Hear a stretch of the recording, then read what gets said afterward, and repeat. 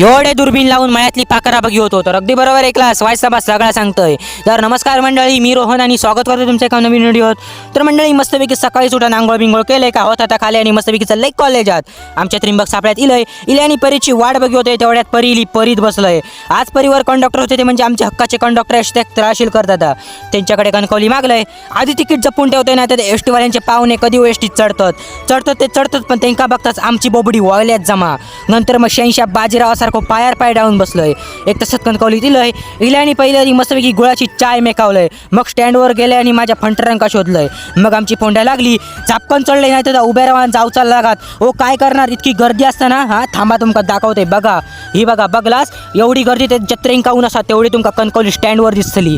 अर्ध्या तासात इलं कॉलेजात जाऊन बघताय तर एवढे फुलबाच्या लावी होतो आणि ह्यो तरकडे झेजरी होतो आणि ह्यो तरकडे भोका काढी होतो आणि ह्यो तर बाबाकडे कोणाक तरी आंघोळ घाली होतो.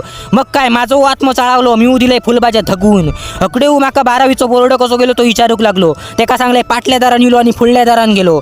जशी दुपार झाली मग गेलो डबे खाऊ. जसे डबे खाऊन झाले मग अकडे जाऊन बघतो ते हे तिघ जण अकडे मका स्पाईल देऊन बघी होते. जसं कॉलेज सुटला मग गेलो घरात जाऊक निघालो. तर मंडळी आज पुरता एवढा. तुमका व्हिडिओ आवडला तर आपल्या व्हिडिओ नक्की लाईक करा, कमेंट करा आणि फॉलो करा आणि आपल्या यूट्यूब चॅनलला नक्की सबस्क्राईब करा. तो सर